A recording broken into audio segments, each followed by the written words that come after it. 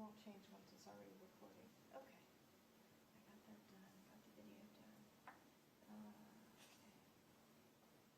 Making sure I'm on live. Okay, the Zoom, I need to start the Zoom.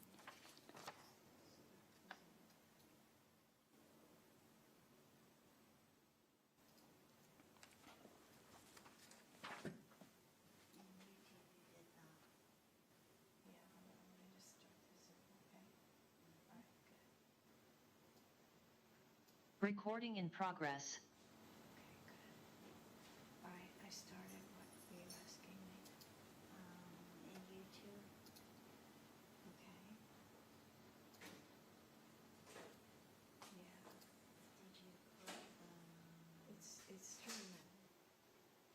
So I think it's okay. It's just like this, I have a new one for that, so that's why. Oh, it's Hey, good morning. yeah. Good to see you. You too. Are you supposed to wear masks or not? Well, I think we're gonna make the switch back. I brought one in case the committee members felt more comfortable. Okay. So it's good that you have. I would prefer. I agree. How are you guys? Good, how are you? Okay, I wasn't sure whether, hey, How you doing? good to see you. Whether we were doing in person or, It's both. So we're gonna stream it and then we're doing in person. So if you wanna have a seat, I think you can sit next to Carolyn and I'll put your name tag okay, perfect. there.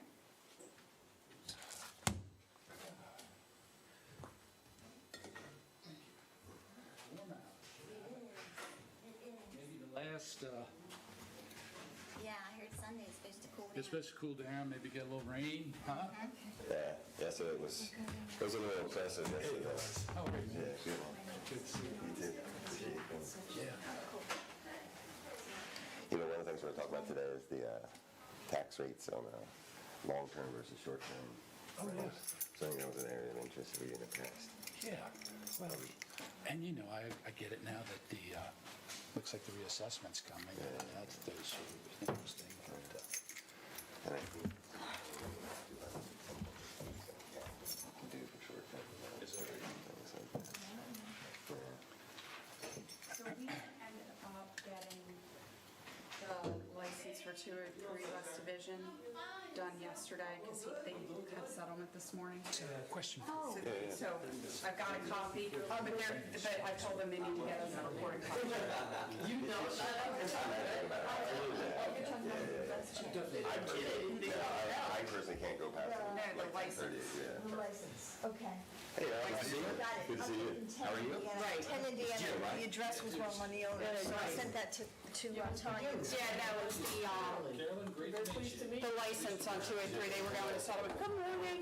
Okay, so that got done yesterday. Yeah, he emailed me and he's like, Janine's out, can you help us? And I was like, when do you need it? It's like, yeah, we'll get it. You make that all the way over here without spilling? Well, maybe, yeah. Oh, you got it. Said, you know, when can I come pick it up? I said, well, it'll take a couple days. I didn't realize they were closing. I said, it needs to be signed. Yeah, they don't always tell us that stuff, right? And they didn't, yeah. And so he's like, well, settlement's at 10 tomorrow. Okay, well, This is actually the first meeting in person. yeah, mine too, so we're gonna have a good time. You got it. Hello. Good, I'm Anne Marie. I'm Jim. Nice to meet you. Nice to meet you. That's trying to get over that room. Come on down, Yes, come on down. Your placard over there. that sounds good to see you.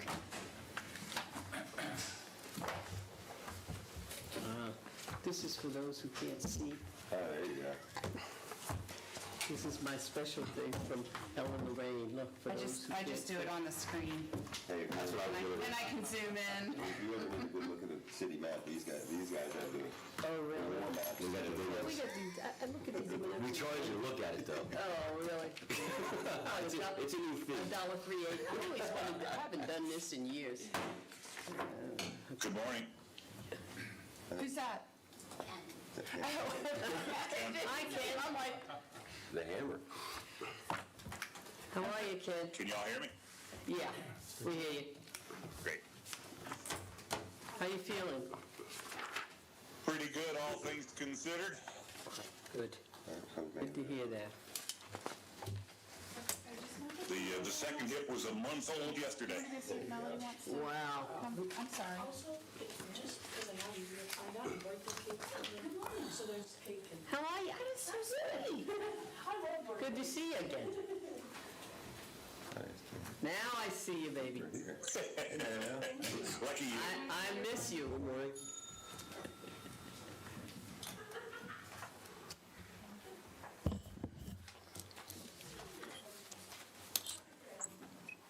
Sure how these were done in hybrid mode. We already need it, so you're in the right place.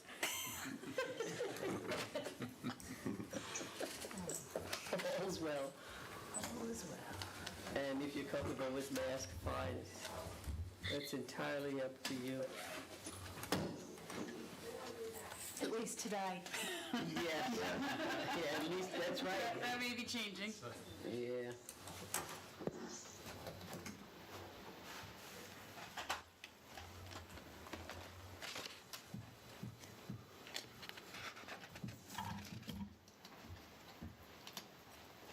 You getting it? Oh, okay. Yeah. I didn't ask any other questions. Okay, well, she's okay though, right? Yeah, Okay. she's just doing something else. Okay, that's fine. I just wanted her to know she was welcome to.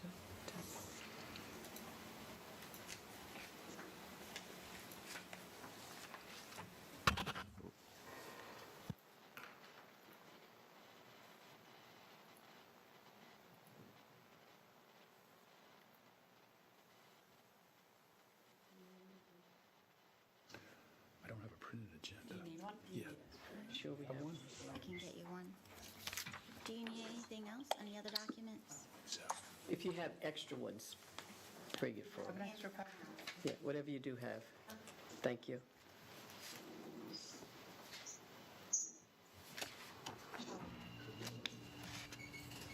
This is Christine. hi, Christine, I'm Jim. Christine's leaving us after tomorrow. I'm in tears. Well, good luck to you. Thank you. Yeah. She's a graduate student, so she's going to be finishing her master's degree. She's going to be working for the Department of Health and Social Services. This I have next- a fellowship. Yeah. So, I'm the first one, so I don't really know what I'm doing yet, but, She's going to set the standard. yeah. Thank you.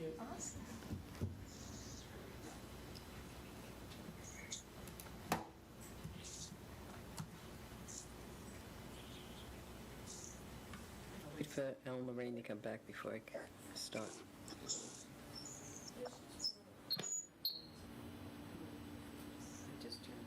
Well, Ken, Yeah, I mean, that is supposed to be all. is there anybody? I think there's one, two, Yeah. Yeah, we have one. five, yeah. Yeah, it's 1, 2, right.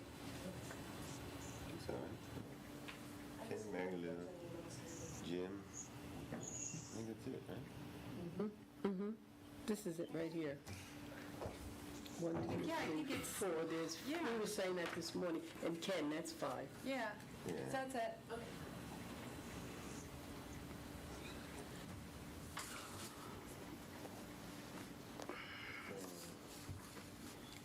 So Earl, have you guys put together your finance committee yet? No. I was looking to lift some of your guys' documentation on it, Okay. which apparently doesn't exist Exist. necessarily. Right. So now I gotta create my own document. And then I give it to you. If you want, That's how it works. I sold this out like Monty, honestly. That's how it works. So- We actually wait for you. I'm sure Ellen Lorraine would be glad to meet with you and talk about, Okay. kind of the functional aspects of things to help you. Are we in public session right now? We haven't opened the meeting, but we're being streamed. Bring your paperwork back. The less somebody likes something, the more work they have to do to get it done. But the thing you hate the worst is what you should go after first. Yeah, well, trust me, yeah. I bit off a lot of things, but we'll see. But I'll meet with her, that's good, thank you. I don't want to start too late, and it's a little bit after 9, so why don't we just kick off the meeting, and what we'll do is we'll get something to you, okay? All righty. First of all, welcome, everyone. This is due for many of us, but by the same token, we still have to take care of business. So I'd like to call the meeting to order. It is a little bit after 9, And we'll start by asking the question of possible action on approval of the minutes. So has anybody had an opportunity to look at them? So moved. Okay, Second. thank you. I'm good, you do have that, good, all right. So let's just go down the line now with the meeting items. I'm going to turn that over to Ellen Lorraine, but unfortunately she's out for a moment, so I think we are on hold. We can skip to the second one, Anne Marie, if you want to get into the capital projects. Sure.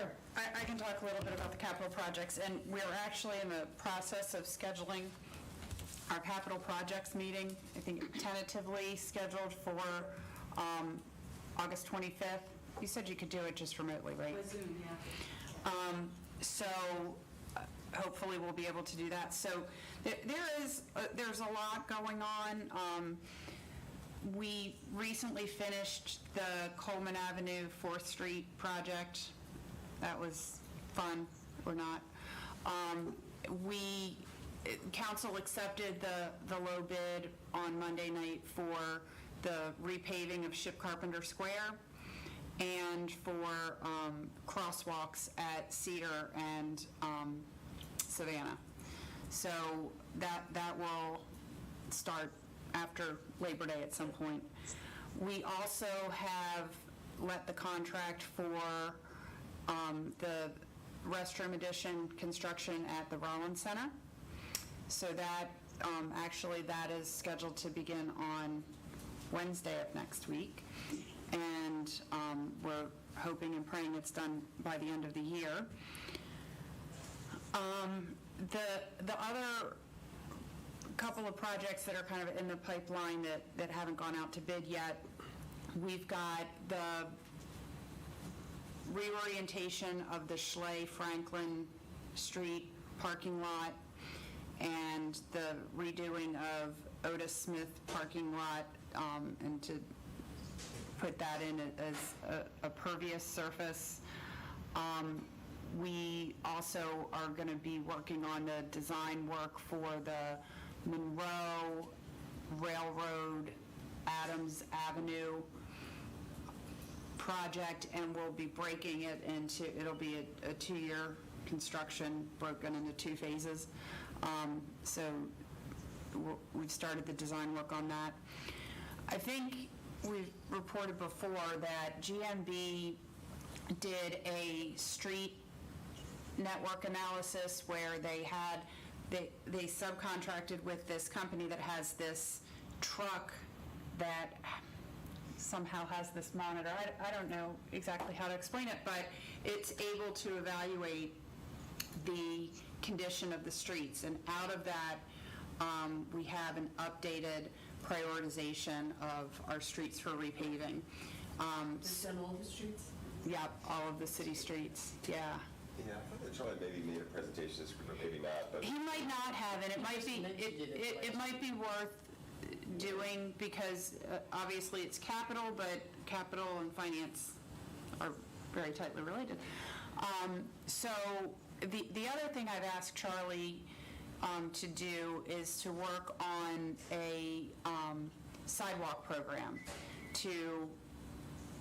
and what they've done is they've completed an inventory and assessment of all of the sidewalks, and we need to take that and prioritize areas where we need to go through the city and replace sidewalk sections that are in poor condition.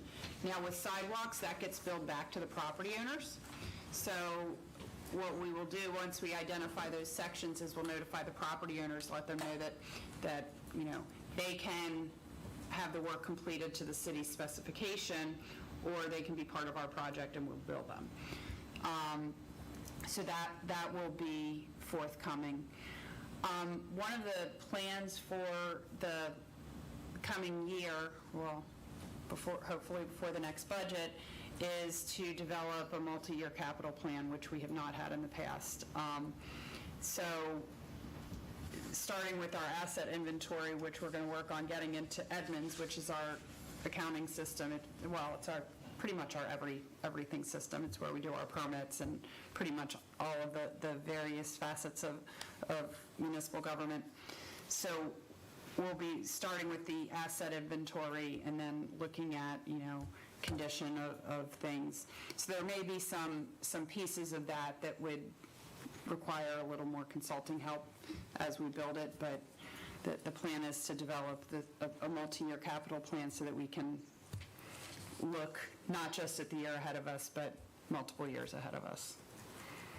So, Is that it? that's all I got. Would that tie into a reserve policy when you have multiple years? So we don't have a formal reserve policy, but Lorraine, do you want to talk about, and that's probably one of the financial policies we need to develop, but Lorraine can tell you how we deal with our reserves. So it's primarily using UBS as our first line of reserves. We do have a reserve in UBS specifically for operations. You'll see $2.2 million in reserves for UBS, and then there's an additional $800,000 that's sitting in the general fund specifically for operational costs.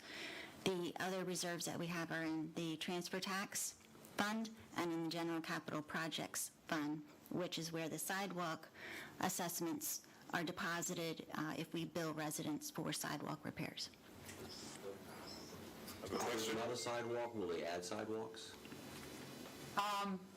It depends. It would depend on the location. So, for instance, Railroad Avenue, we'll be making sure, Monroe Avenue, we'll be figuring out a way to add sidewalk at least on one side of the street. When Charlie is doing this inventory for the sidewalk inventory, can he also create a priority list of where sidewalks should be added in? Like what you're saying on Monroe and Railroad, would it be possible for him to do that without an additional cost?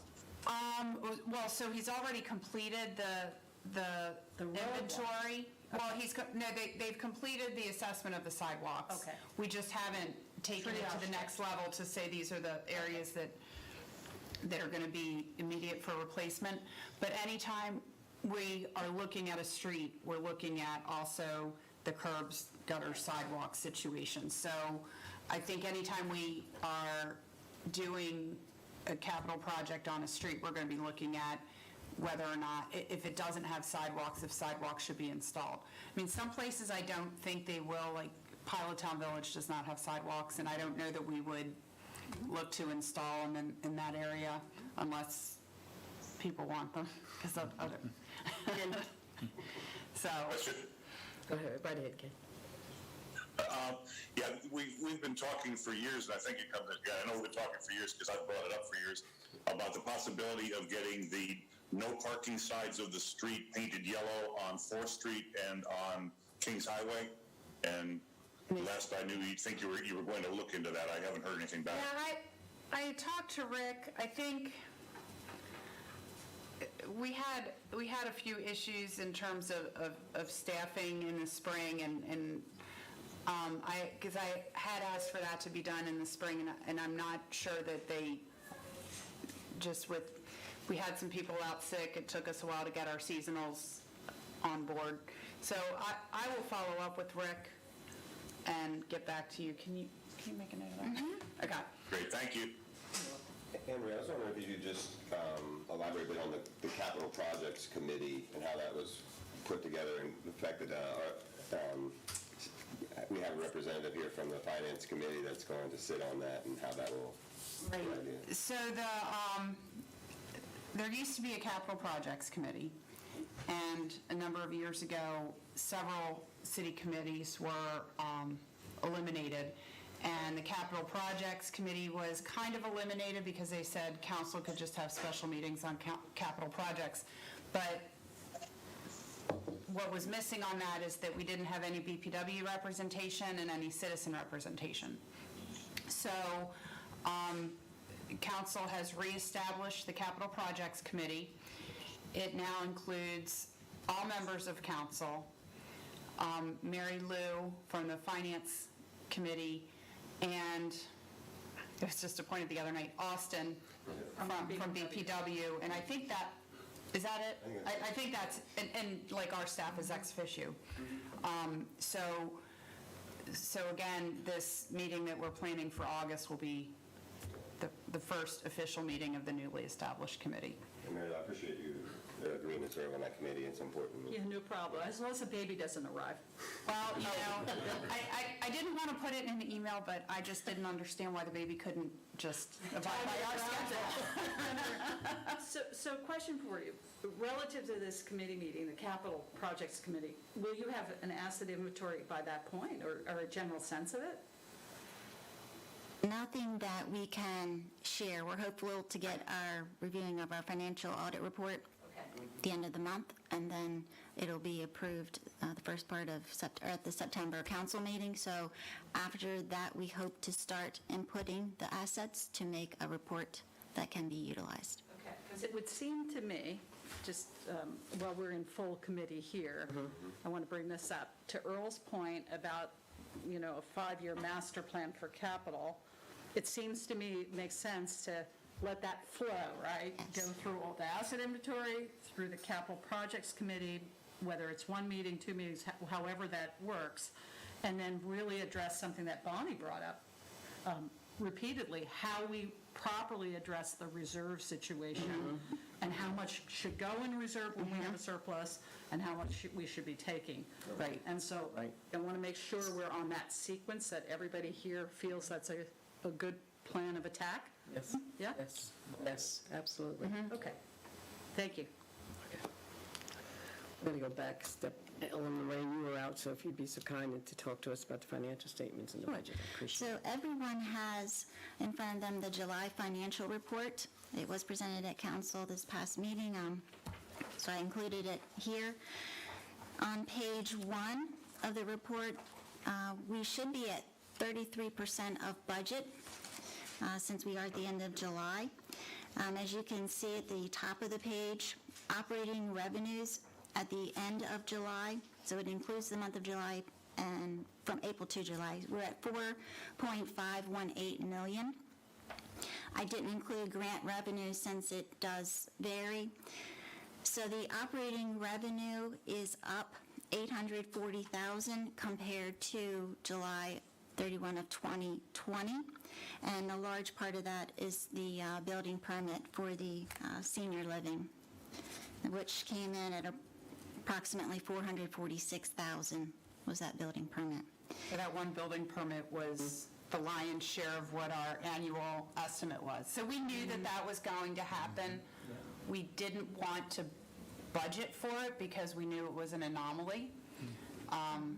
So one of the things that I had suggested, and we can talk about this when we, with capital projects as well, is that to a degree, any excess building permit revenue over the budgeted amount could be transferred to our general capital projects account, because that does not have a solid funding stream. And again, when you're going to get a big anomaly in your building permits, you don't want to start budgeting for it, because then that inflates your budget projections. So I don't think that decision needs to be made now. The other piece of that is with Henry's retirement, we do not have somebody on staff who has the certifications to do the large institutional inspections. So we have subbed that out to First State Inspection, and that the cost of that is $56,000. And that's to do all of the required inspections from footers to certificate of occupancy. So there is a cost that also hadn't been budgeted, but again, it's... So I think it's reasonable to transfer the net of that to the general capital, yes. Keeping that in mind, though, when you take out that $446,000 permit, we're still up $135,000 in permits over last year. Some other areas that we have seen increased revenue are the parking meters. We're up $183,000 compared to last year, and that is in all areas. Coin is up, credit card is up, Park Mobile is up. A little side note, the revenue received from the M&T lot is $9,800 so far. So it's covered the cost of the Right, the that's parking really machine. good. Something else causing the increase in revenue this year is Comcast Cable has paid their franchise fee in July, which was $152,000.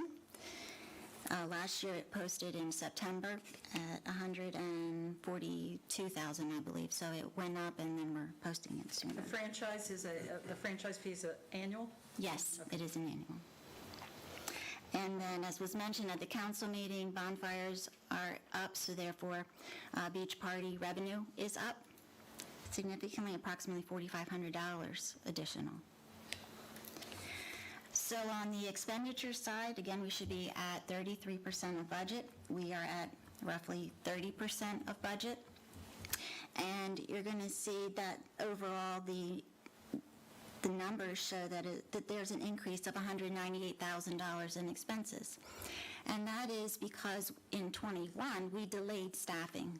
So now we've been able to recruit staff to fill those vacant positions, and we're seeing the cost of that. And in some areas, we've had to increase staffing to meet the needs, such as parking. So you're going to see that line has increased. We just received notification that we've been awarded the Municipal Street Aid Grant again this year. It's approximately $116,000 that they deposit in 2 installments. So we should be seeing our first installment soon. And transfer taxes, the July transfer taxes have not been posted yet, so they're not a part of this report. But we will get those in. So I believe when we factor that in, we're going to be comparable to where we were in July of last year. Were there any questions about the financial report? Looks good. Okay. Is the marina profitable?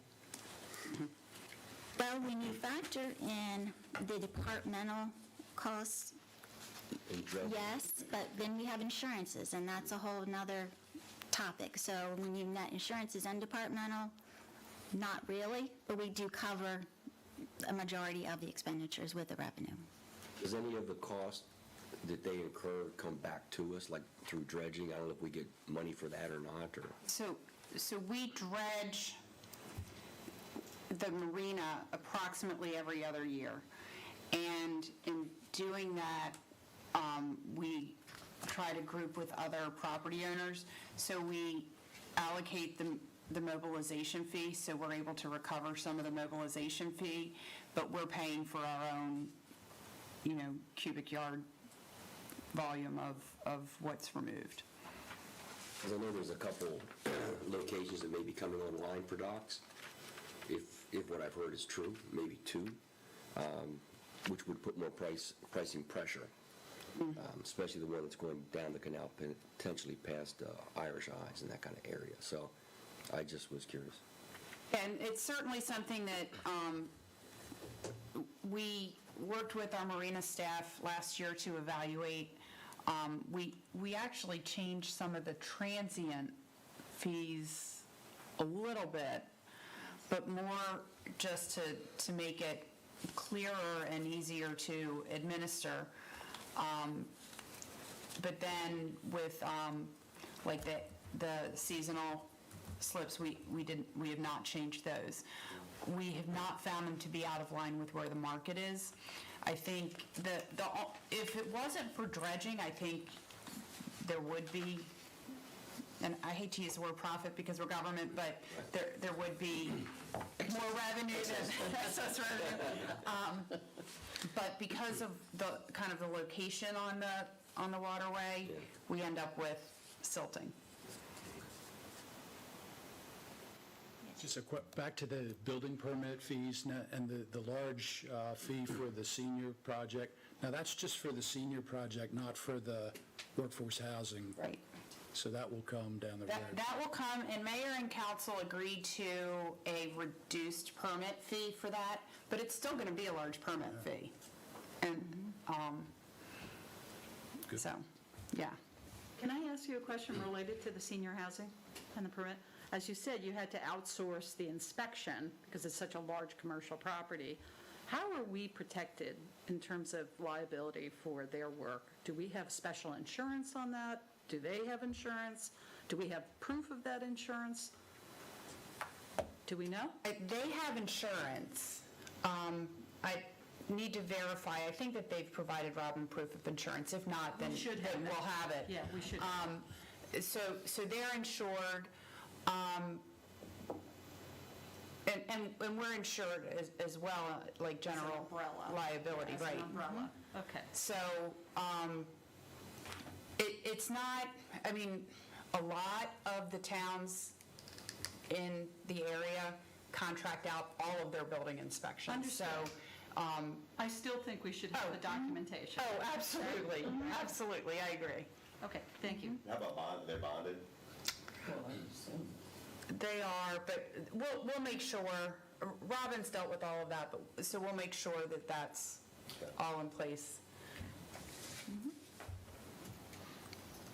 Okay, thank you. Ellen Lorraine's been working on financial policy, so. Yes, you I'm wanna- just going to make a wanna quick... take it right into it? Sure, if I could just make a quick statement about the Ubs Investments. I included a spreadsheet of, since the inception of the investments, but at the end of July,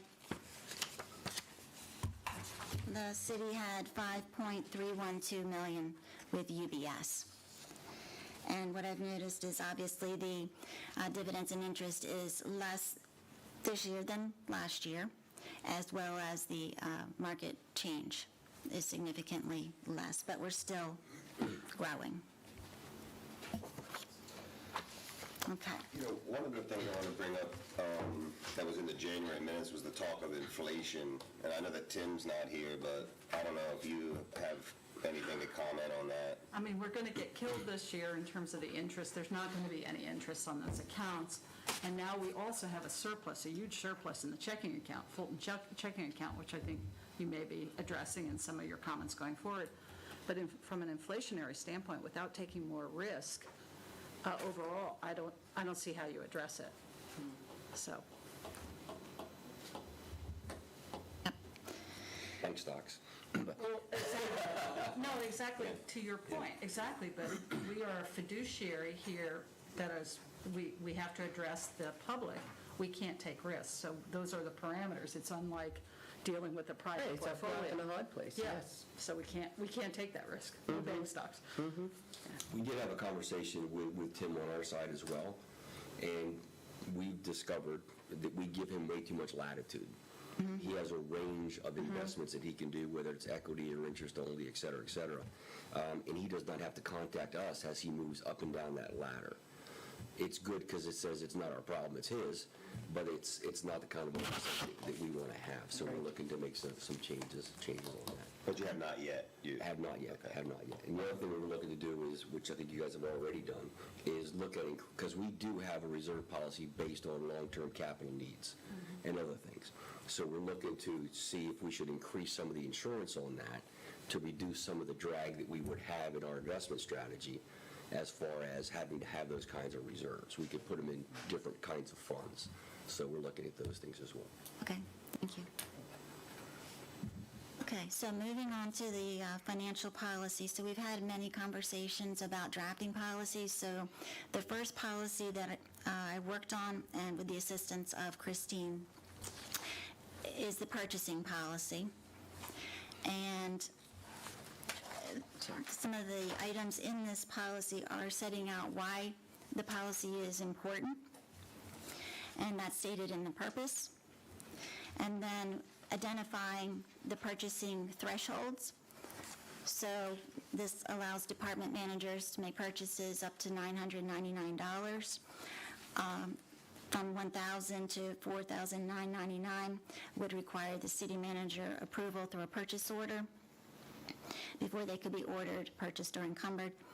When it goes to $5,000 to $24,999, again, a purchase order is required, but we also think that 3 written quotes need to accompany that request. And then if it's greater than $25,000, putting it out to bid, or a request for proposal if it's for services, which it can be beyond $25,000. And then in Section 3, addressing what is required when it has to go out for bid. And Section 4 is for proposals if they needed to be sent out as well. Can I ask a question on those purchases that are right around that threshold? Oh, Yeah. I'm sorry.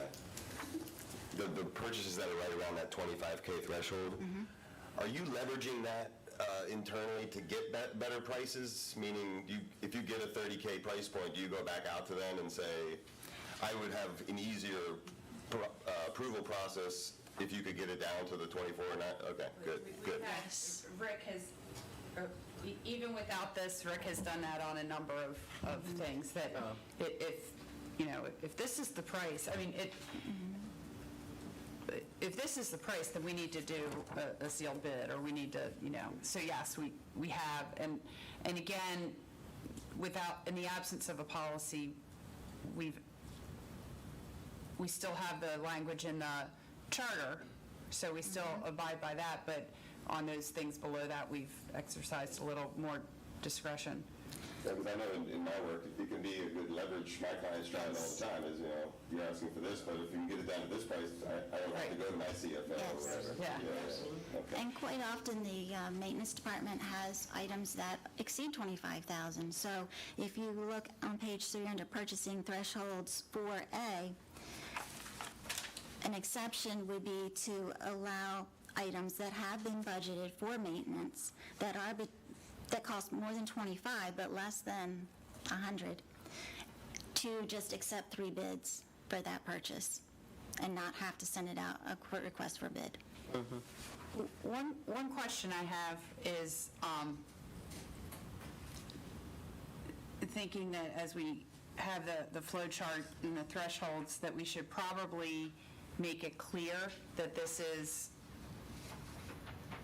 if the funds are budgeted.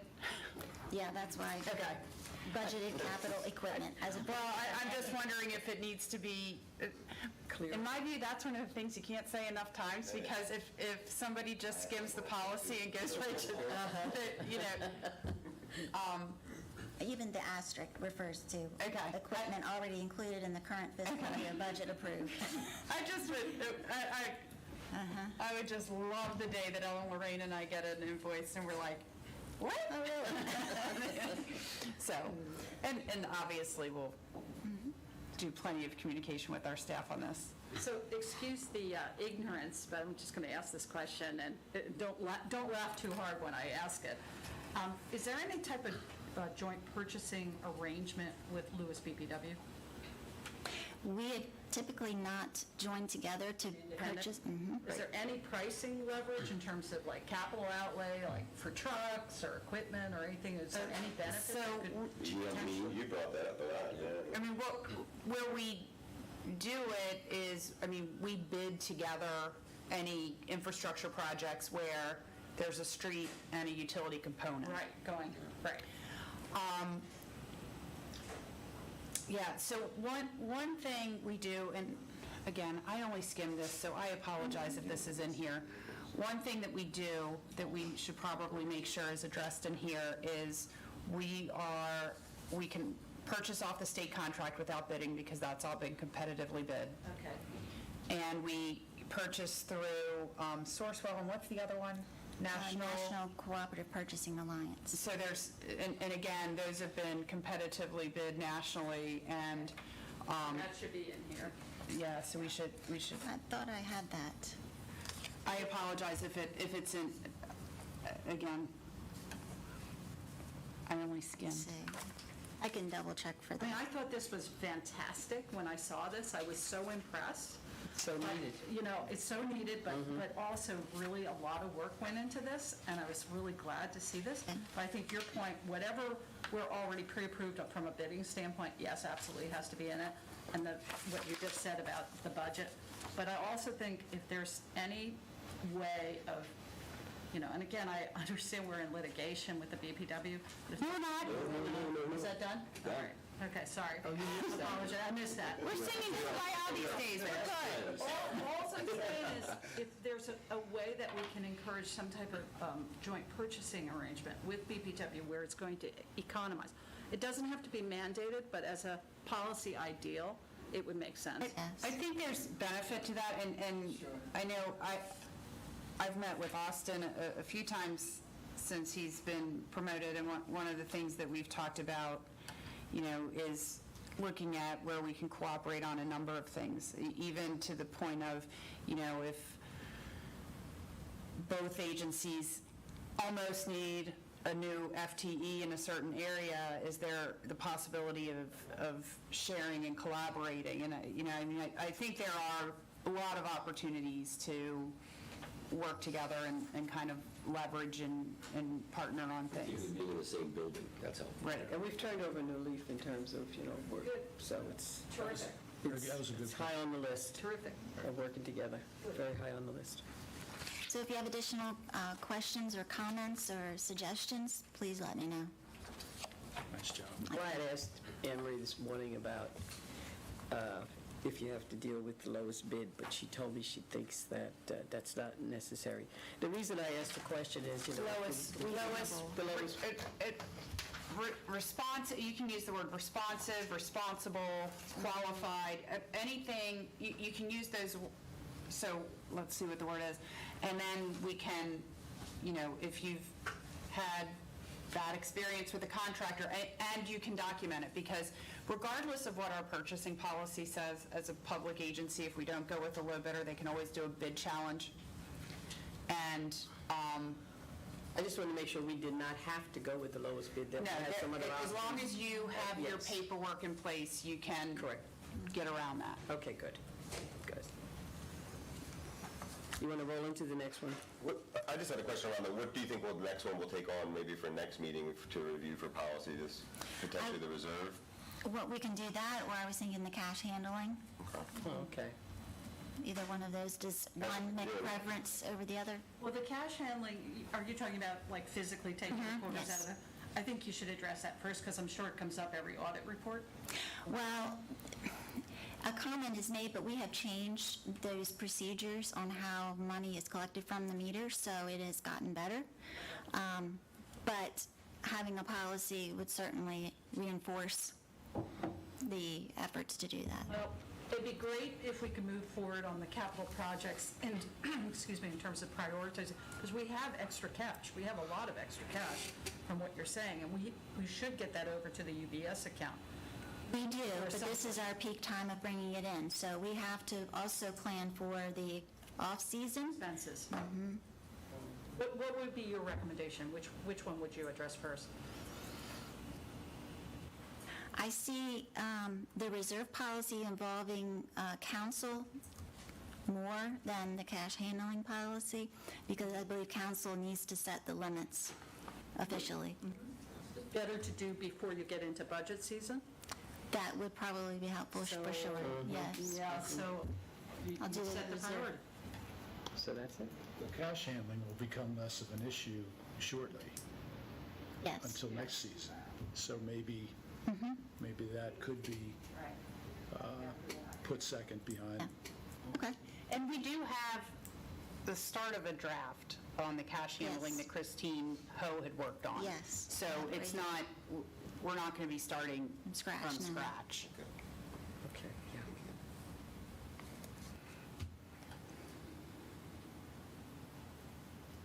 Okay.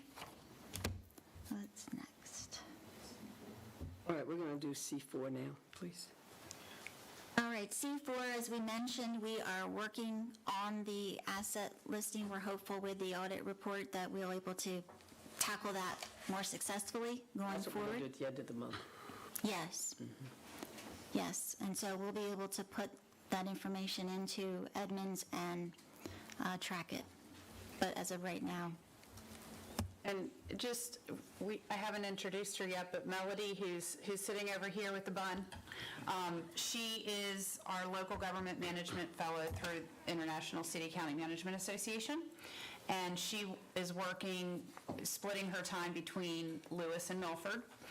And one of her big projects is to, get everything done once we have it from the auditor, the asset inventory, and to begin the groundwork for the capital plan. As a matter of fact, the three of us are attending a GFOA, Government Finance Officers Association, training on building a capital budget in September. So this is definitely a primary focus for us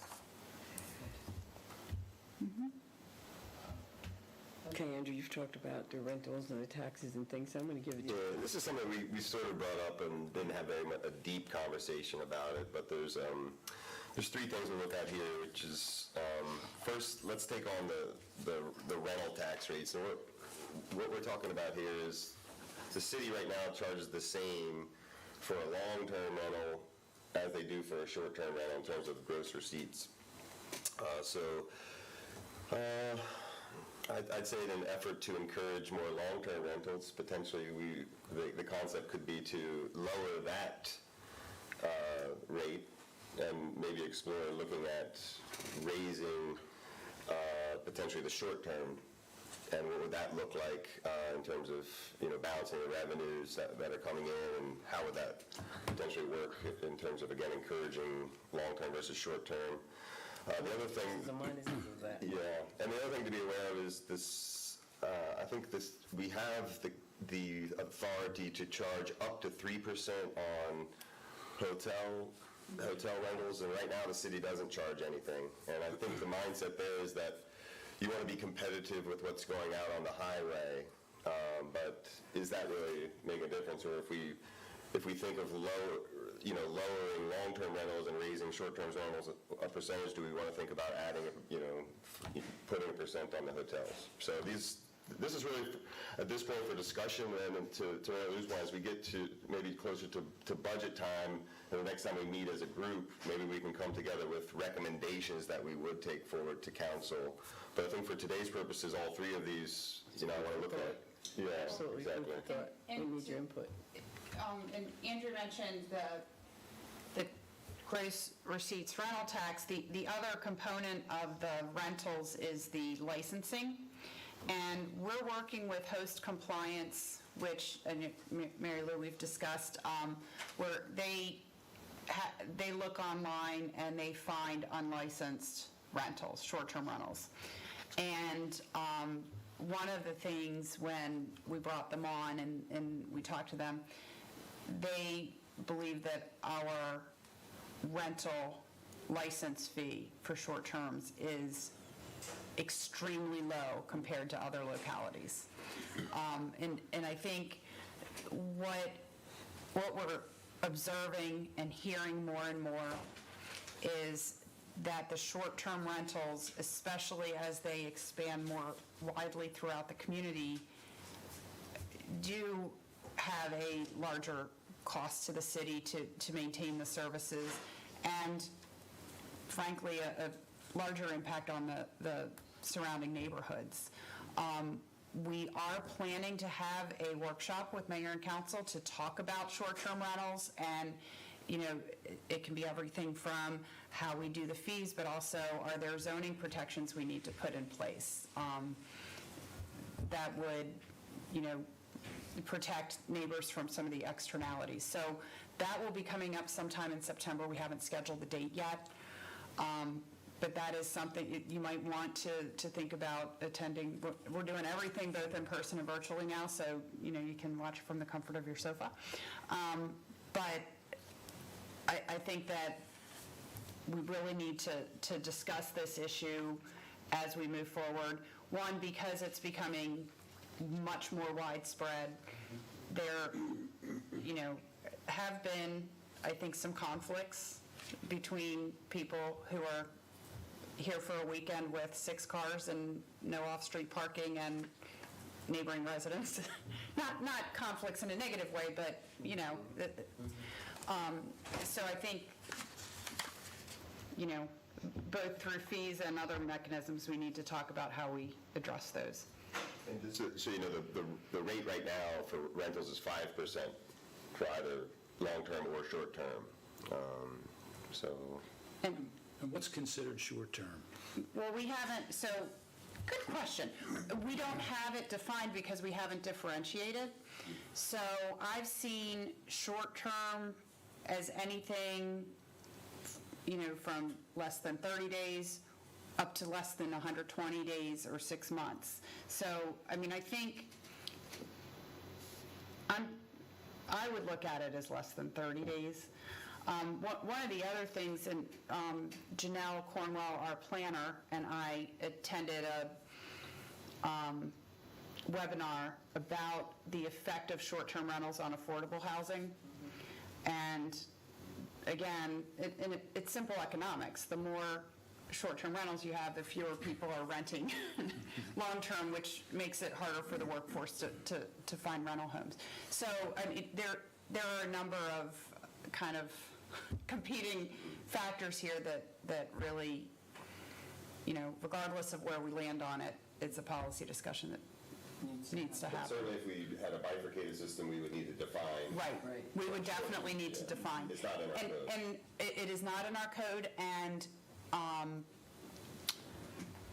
host compliance has, model ordinances, and they could, so we could certainly invite them in to help us tell us what other places are doing. Have you had any feedback whether 5% on long-term is, where that sits? I think, we've had it in place for a long time, so people are just used to it.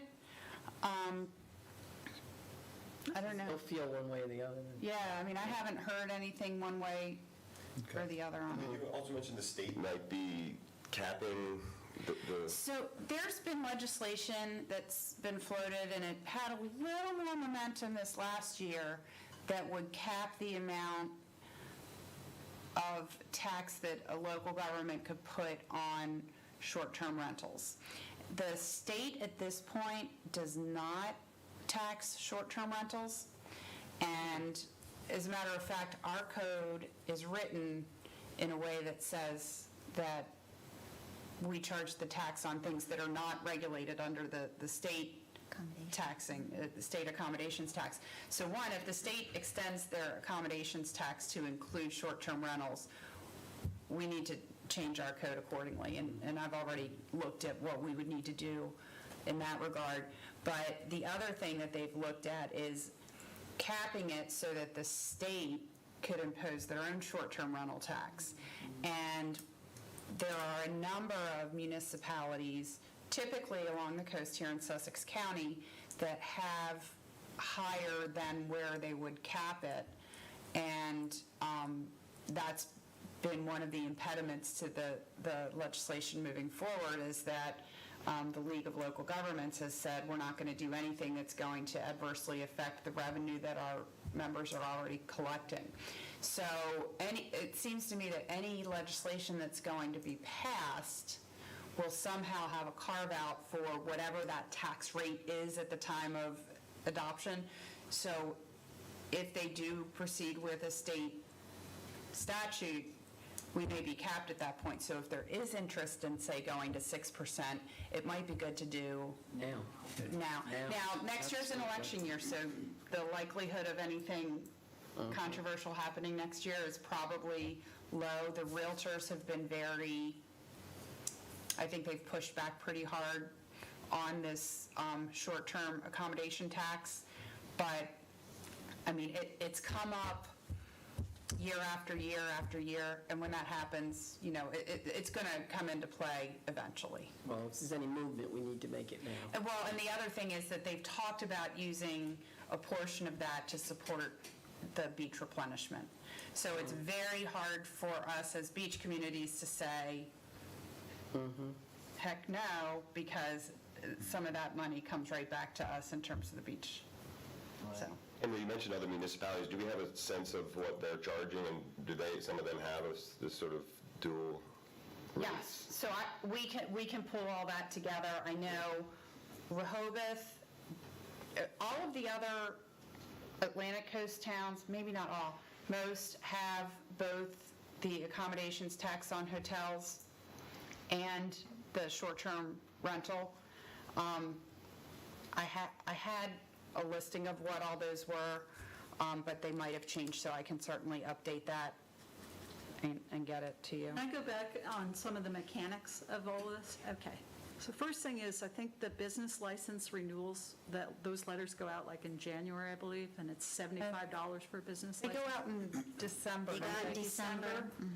To me, that's a really easy change to bump. That's an easy one. the rest of it's going to be hard.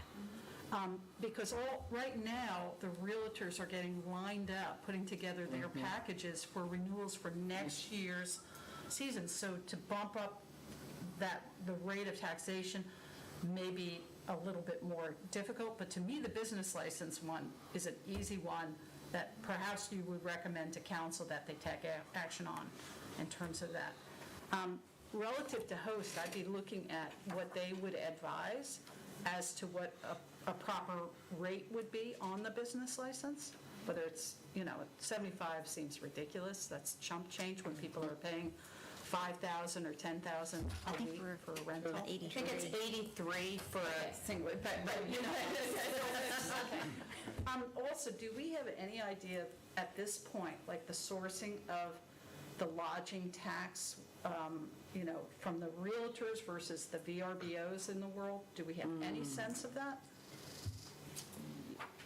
Because that's migrating, right? So, people are right. migrating away from the traditional realtor to the Airbnbs and the VRBOs, and will they collect the lodging tax? Will a VRBO, an Airbnb, will they collect that lodging tax right up front? There have been, and I think it's been based on litigation, but again, we can really have host compliance provide us with some of the details on this.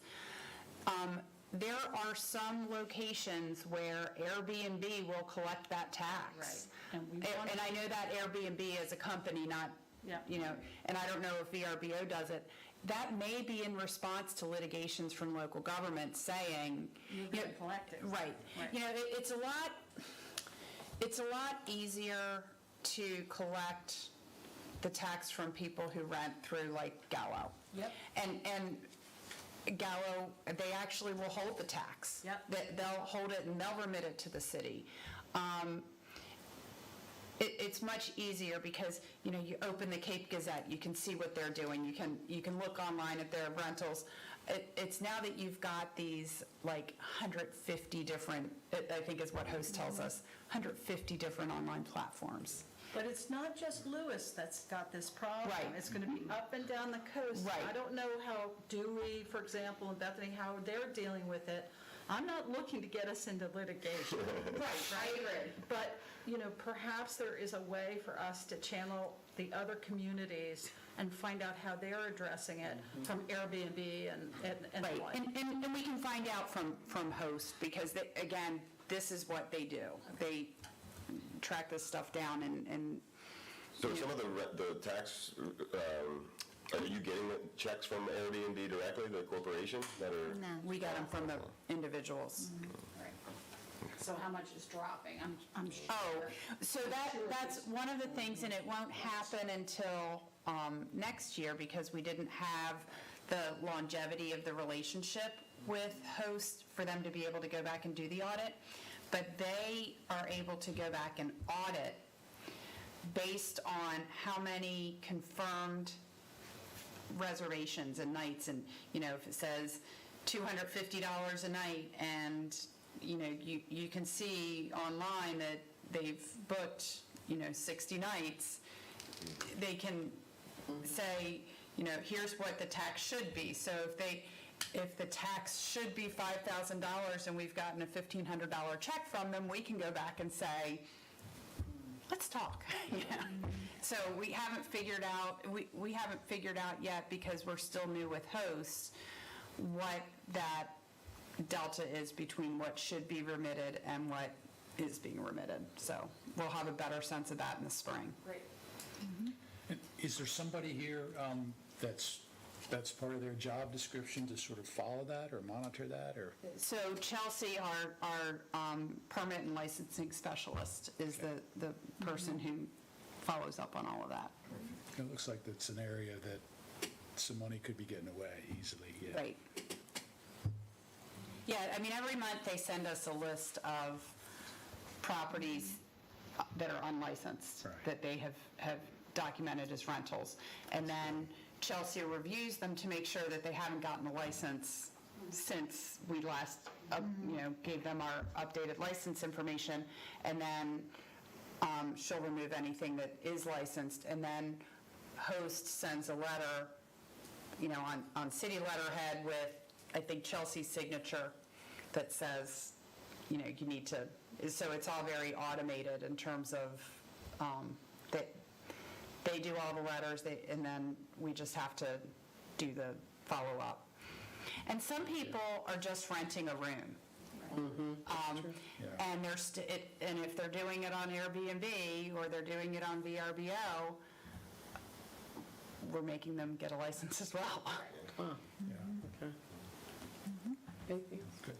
I mean, I don't, did she want to take it, she mentioned, do you want to make a do you want to take a vote on recommending the license adjustment for? I would, I mean, I don't know how you make it contingent upon what host is going to say, because you don't know the dollar amount. So do you want it, I mean, we were talking before the meeting about the next meeting possibly being in October. Oh, okay. Meeting every other month instead of, and what we can do is we can come back with that information, and you can. And then take it to the next Let's do step. it. Right, Yeah. and then we can get it to council in November, and Great.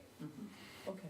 So we'll hold till next meeting to make, next meeting we'll have recommendations that we'll vote on these things, okay. It'll give them a chance to get what we need. Excuse me? One thing I think we need to remember is this is not just a financial issue. As we look at this, we need to look at the community impact of turnover of cars, of parking, of trash, all the things. In addition to how they impact finances, they also impact all the quality of life issues and things that we try to apply as well. Ken, to that point, Anne-Marie mentioned we're going to have a workshop to discuss Just that. more broad issues around just that, Ken. Yeah. Absolutely. I appreciate where you would attend that to give us some input into that. Sure. Yeah. I mean, one of the things I've heard people say, we pay this GRRT, but we don't get any services for it. Yeah. And as we were talking before the meeting, if we didn't have short-term rentals, we would not need to provide trash service twice a week during the summer. Right. I mean, if you go through Pilottown Village, most of the cans are half full or half empty, however you want to look at it. You gotta stop feeding trash cans. So, And can you give us a ballpark around what host compliance charges for their services? well, they're not cheap. It's like 21 or 23,000, I think, a year. 40,000 a year? But they're And stopping leakages. Right, and that's where, and what my hope was that we would get a real sense in that first year of our return on investment. I think it's going to take 2 years because of the audit. And if we get through 2 years and figure out that we've spent $46,000 to,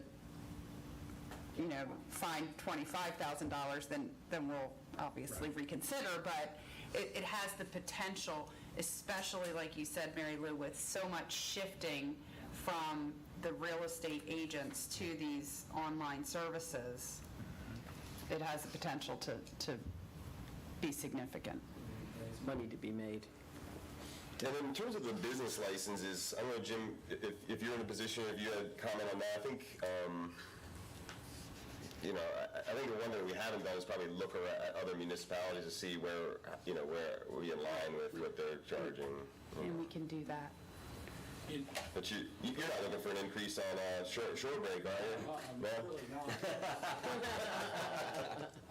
I think, that the business licenses are very fair. I don't think there's any issue. My only concern, just looking at this, there seems to be a lot of categories. It would seem to maybe you could streamline it a little bit. But, as far as the charges, or, the fees, I've really never heard anybody complain about that. Would you hear people complain if they went up? I think that's one of the questions. Well, maybe. Well, that's probably a good thing, as we move these things to the next meeting is looking at that, and then not just ones that, like businesses, but, is the beach, are the bonfire permits in line with where they should be? Are the dock, to the point Earl was making, are dock fees, et cetera? So I think now that we have this document here, it might be useful to kind of make notes, come back, and then if we have recommendations of where we make adjustments, and it could be that we want to bring some fees down, who knows? We have no idea. Yeah, but I think rather than kind of looking at these like this, if we can endeavor to come back, at our next meeting with notes on this, this hard copy here. And you know what, this was probably a good, again, to not reinvent the wheel, just to sort of see what other towns are. Yeah, exactly. Exactly. Yeah. Some of them do. I mean, there's some bigger businesses that the fees, to me, look that they are kind of low, but. The permit fees, are they in line with like Sussex, like where are we using as sort of a? The gauge. Yeah. So our permit fee is based on the square footage. For new construction or for the cost of the contract. I think it's fairly comparable. I can tell you for sure it's not low compared to others. And because it's, for renovations, because it's a percentage, as the market changes, the actual amount remitted goes up. So, I mean, what's your sense? I don't feel like it's... No, it seems that we're comparable. I know we last changed the new construction permit fees in 17. 2017? Okay. And then in this subcommittee review, this isn't something they're looking at.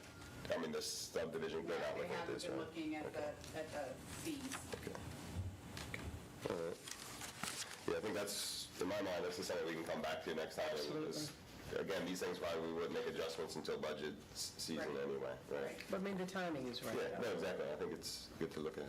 And we did increase the contractor fees in 2018 or 19? 18 or 19, not too long ago. Right. But the other business license fees have not been recently increased. And then same with the parking, I think, I don't think we need to make a decision on that today, but as we saw, like, the revenues are good. So, Bonnie also always, sold me on the fact that as a city, you shouldn't raise revenues and things unless you have a need somewhere else. So, maybe we look at that where we are, if it's meeting the needs, or where are we allocating that money, or is there other parking projects that we have down the road that justify raising. I think that's to me, needs to be the tie-in is, if we raise fees or don't, why are we doing it? Absolutely. And maybe we keep raise the fees and shut off when we meet earlier to allow the locals to have, free time in the fall. Maybe that's a strategy. So, but in any event, I think those are things to consider. Right now, is it $1.50 downtown? $1. So it's $1? You sure? Oh, it's $1. Yeah.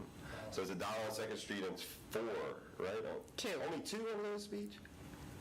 So, again, that's...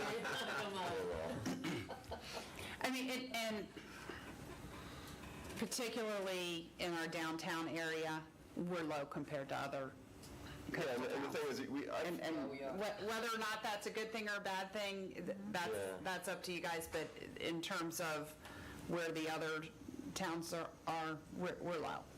Jim, would you be in the mindset that, like, you at least need to charge something to get turnover, like, to get people moving out of those spaces so that the retail shops can have turnover? Is that part of the... Yeah, I mean, just look downtown, look all over town. I mean, things seem to be doing very well. Yes. There's people here, there's good things going on. So, in my opinion, don't change something that's not broken. So, I agree, though. That is a problem with, in the off-season when there's no, the employees will park and stay there. Right. It's a constant thing in the off-season, and we're at the point now where we have to have parking enforcement patrol in the off-season because people aren't turning over. Even though, so in the off-season, you have a 3-hour maximum. But if it's not enforced, you may as well not have it. So we've brought parking enforcement, and now what we've done is we've made the parking enforcement supervisor full-time during the summer, and then he goes back to, or during the parking season, and then he goes back to part-time instead of just off. And what we've told him is, in addition to kind of some of the, there's collections of unpaid, there's, preparing for the next season, there's administrative work, but then there's also making sure that we are getting out in the downtown, because employees figure out really quickly if we're not enforcing. And when we did, I mean, I don't know if you saw this firsthand, but when we brought back our parking enforcement guys to work some, and I mean, I think we had them working like 3 people, like 6 hours a week or something, not anything major. We had a number of employees who were quite upset. But they knew the rules, they also just knew that we weren't enforcing it. Right. So I think if we are consistent about having some level of enforcement in the off-season, we won't get to that point again. Is there a thought about any EV stations on Second Street? Yeah, so we were talking, Ted and I were talking to Austin and Press the other day. We didn't talk about Second Street, but we did talk about starting to put them in the municipal parking lots. I was on vacation in Colorado last week, and we rented a Tesla, and most of the municipal parking lots in Boulder and Golden, I think in Fort Collins, these are the main places we were, had charging stations. Now, they had charge points, so I started a charge point account so that we could charge, but then when I got my statement, it was free. So I don't know if it was free by virtue of the municipality and it's just how they track it. Well, the Tesla supercharge stations, they did charge. But, I mean, it does seem like places that are greener are making a point to have in all of the municipal lots. So it is something I think we should look at. The challenge was, I'm sorry, No, you please. the challenge with Second Street is that parking spot specifically becomes an EV parking lot. Right. Or station, or whatever you want to call it. The other challenge is if you look at the technology, when someone plugs in, obviously they're charging and that's good. But if they're there for an extended, they're there beyond the charging time, right? So they're actually at a full charge. Right. There are meters now that will then start charging you for parking time as well.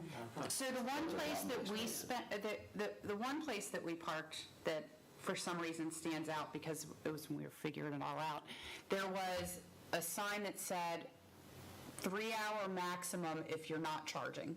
Right. So you could park there if you're not charging, but for no more than 3 hours. But we paid, I mean, we had to put in like the Park Mobile, we had to pay for parking to be in there charging.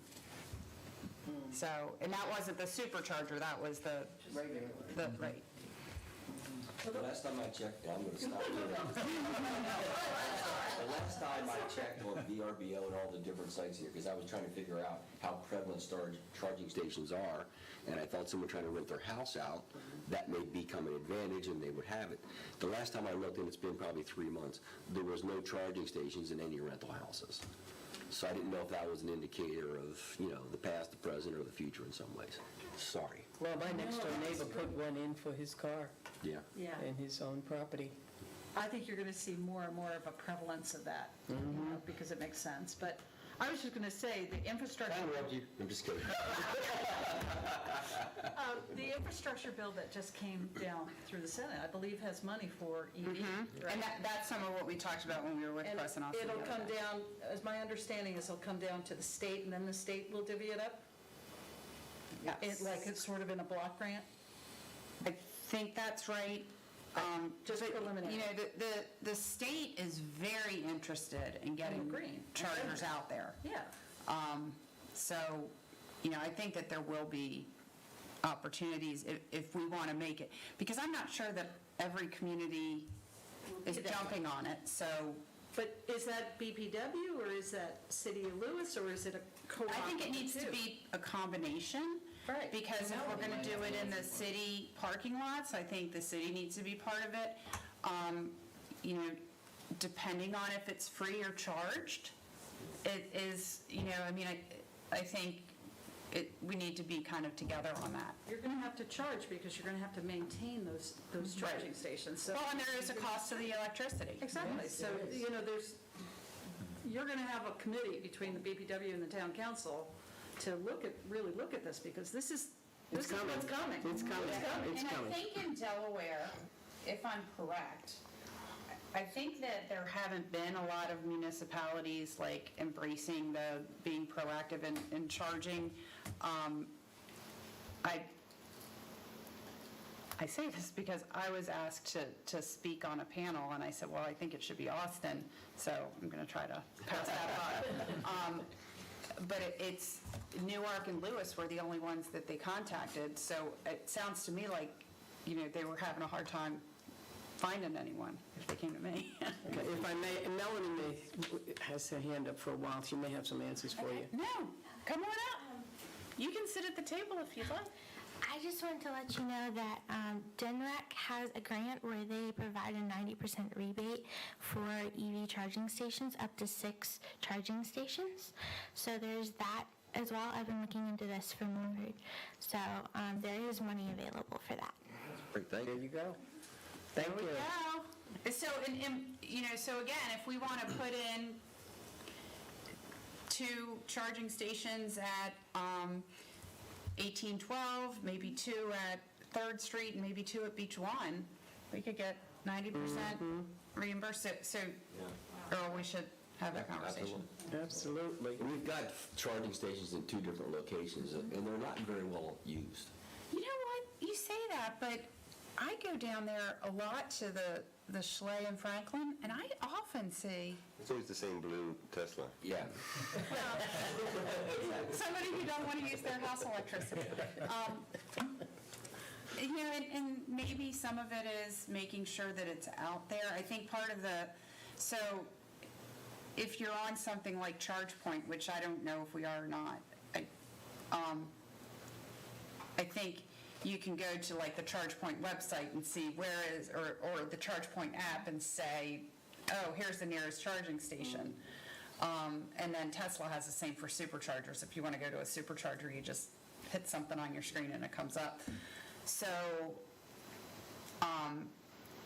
maybe that's part of it if networking in with one of those providers is part of getting on the map. Okay, I'm going to move us along so we can stay a little bit more to this. Finish what you have to say. We're having a good meeting, I like it. No, I just think we've done what we need to do. As far as the next item, which is C6, the ARPA, we have a meeting on that, and Anne-Marie can best tell you where we stand on that right now. So we haven't made any firm decisions. I think we kind of set the framework for how we will get to decision making. So just so we're all on the same page, the city's receiving $1.7 million through ARPA funds. We've received half of that. The next half will come in June.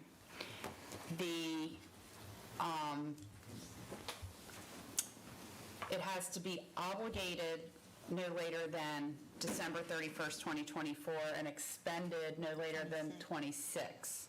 So we do have time, which I think, we for that reason don't want to rush it.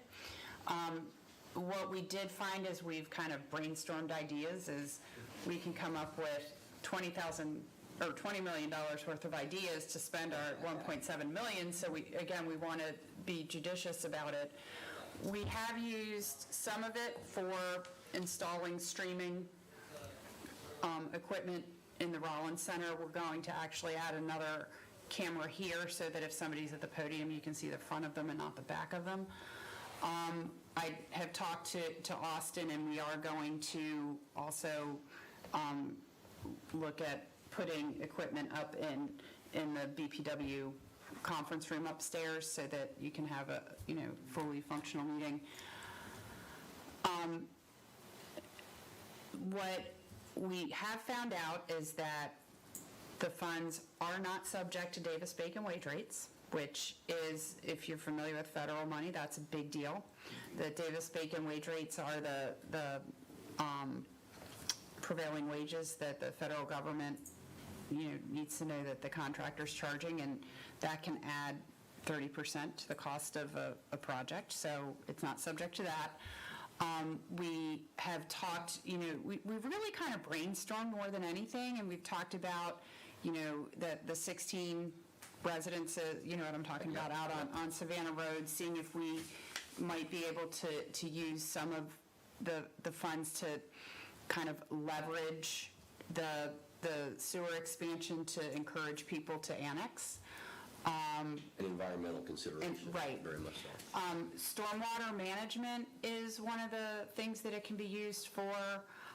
So, you know, I think that there are some opportunities, again, for the city and the board to look together at how we can leverage this with other money. There have been some nonprofits who have expressed interest. We have not yet come up with, we figure if we're going to do it, we need to come up with a clear guidance for how that would work. So we haven't developed that yet, but we have gotten a written request from one nonprofit. I did get a call, and it wasn't Lewis specific. I got a call from somebody with the Delaware Housing Alliance that wants to have a meeting with all of the city managers, all meaning whoever will show up, to talk about using some of that money to develop partnerships to address issues of affordable housing and homelessness, which things that, you know, any public health, mental health, and substance abuse, housing for low-income people, and dealing with homelessness, and water, sewer, and wastewater infrastructure are eligible. I mean, they're kind of, in my view, they're kind of the low-hanging fruit. You know, if you're doing a testing program or vaccination program, that's all eligible. And then there are these other things that are kind of like, you need to figure out how you draw the line to COVID recovery. And, you know, I think that's where we're going to try to be a little cautious, because we don't want to be on the hook for if a federal auditor comes back later and says, well, that's a stretch. You know, so I think we're trying to be judicious and responsible in how we spend it. This is apparently the first time that this large allocation of funds has come to the smaller municipalities. In the past, when they've sent money to municipalities from the federal level, they've used kind of the CDBG entitlement community criteria, which would always leave us out. So, you know, there's the sense that we want to make sure that we're not used as the example of why not to send money to municipalities in the future. So there's still a lot to figure out, but I think that, you know, we're going to continue having a discussion at the council level, because what we determined last week when we met is we have ideas but not a clear plan of how we're going to spend it. I think the fact you guys have an open process in conversations, that's important, and I think you guys are doing that in a very, very positive way. People may not like your answers, but because everybody does, you know, a certain lens. But I think your process is approach. Thank you, we appreciate that. Anyway, Tax Authority, you would have... I'll let Maureen handle that one. So I included the section of the charter as it relates to the amount of tax revenue the city can receive. If you flip to number 30, the city, in that particular section, the city can receive,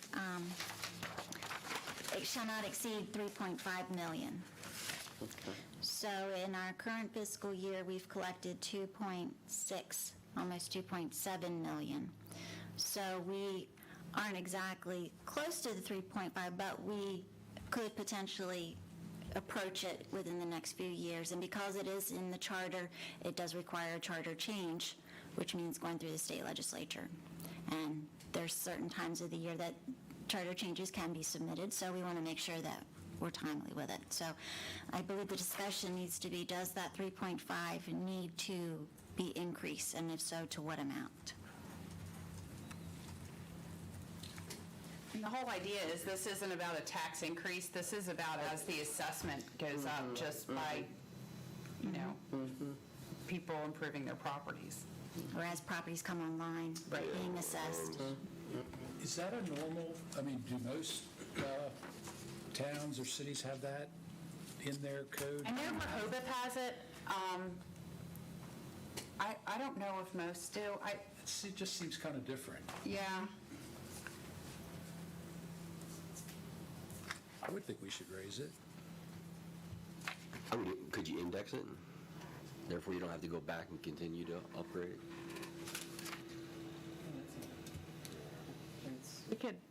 We could figure that out. I mean, might want to find out from Ernie if he's, because in the end, we're going to need Ernie and Steve to support whatever we come up with. But that makes sense, because we have had to go back and change it just as property values increase and new things are built. I mean, like, we're going to have this assisted living facility built here not too long, and that's going to be a big one. Yeah, we don't want to change this every time. I'll be moving into that facility, so we Okay. Thanks, Anne Marie. Yeah, very interesting. Do we have any public comments out there right now? No? Oh, that's... Okay, let's talk about, well, we have some ideas that came up today that we know we're going to use on a future agenda, so that's great. So I won't elaborate on that one. So, but I think what's important is that we did say that we would look at changing the schedule for the next meeting so that we can, put more meat on the bones for the next thing. So, what was that, October we thought about? Right, so I think that's a great idea. It gives us input before we go into budget season. Okay, so is there any other comments or questions that anyone here needs to bring up? Do you want to make sure that we confirm a date in October so we can all put it on Want to try our... to do that now? Wouldn't hurt. Okay. It's easier than It's always better chasing when everybody's everybody sitting down. around. Is there always some consistency around like the second Thursday of is that how the state typically is picked? Yeah, I believe Is this the there's, second Thursday? Yeah, I guess it is, right? That would be the 21st? I think it's just been the second because of the financial report being presented to council Right. at the meeting. So the following, So the basically the 14th. Thursday following. So we're talking about the 14th, not the 21st? Of October? October. I'm not available on the 14th, I apologize. 21st of October? 21st would be great. See, I told you that was a good one. I apologize, I won't be available. Oh, so he's not available then. Not Okay. available on 21st? Is it just the Thursdays that you're not available, or are you available other days that... I have my annual compliance meeting at 11 o'clock that day. Well, that's we can make like a Wednesday or 14th. Friday. I mean, can we do like the 20th of October? I'm just out of town. Oh, you're out of town now. I mean, we can do it that, No, he's out of town that week. I'm out of town, but I'll dial in. That's possible. I mean, what about Wednesday the 13th yeah, Wednesday the 13th of would be October? fine. Everybody good on that one? That would be fine. Okay, let's say Wednesday is 13th then. 9 o'clock? Yeah, that's a good time.